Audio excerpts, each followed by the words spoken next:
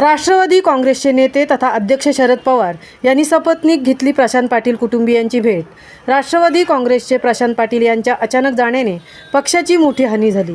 राष्ट्रवादी काँग्रेसचे नेते शरद पवार, राष्ट्रवादी काँग्रेसचे शरद पवार गटाचे महाराष्ट्र प्रदेश सरचिटणीस प्रशांत भाऊ पाटील यांचे 20 जून 2024 रोजी हृदयविकाराने आकस्मिक निधन झाले। त्यांच्या निधनाने राष्ट्रवादी काँग्रेस पार्टीच्या सर्व पदाधिकारी कार्यकर्त्यांवर दुःखाचा डोंगर कोसळला आहे।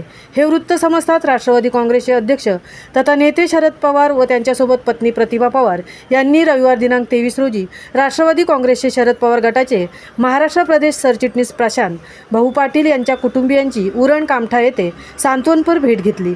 उरण येथील त्यांच्या राहत्या घरी जाऊन प्रशांत पाटील यांच्या प्रतिमेला अभिवादन करून प्रशांत पाटील, त्यांची मुले आदित्य, अद्वैत व पाटील कुटुंबियांची विचारपूस केली। प्रशांत पाटील यांच्या जाण्याने पक्षाची मोठी हानी झाली आहे आणि राष्ट्रवादी काँग्रेसवर जबाबदारी वाढली आहे।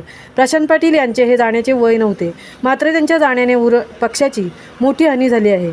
उरण तालुक्यातील प्रकल्पग्रस्तांच्या न्याय्य हक्कासाठी झालेल्या अनेक आंदोलनं आणि मोर्चाचे ते साक्षीदार असलेले नेते आहेत। येथील जनतेच्या ते कायम लक्षात राहतील। आम्ही त्यांच्या कुटुंबियांच्या सोबत आहोत, अशा भावना सांत्वनपर करताना शरद पवार यांनी व्यक्त केल्या।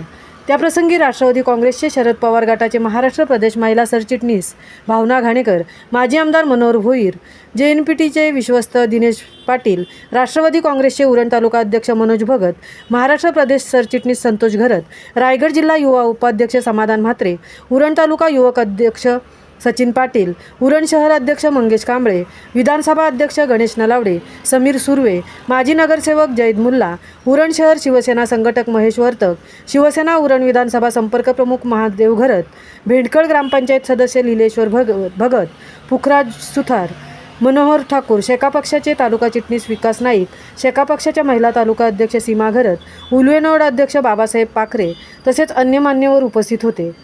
महामुंबईसह दिनेश पवार, उरण।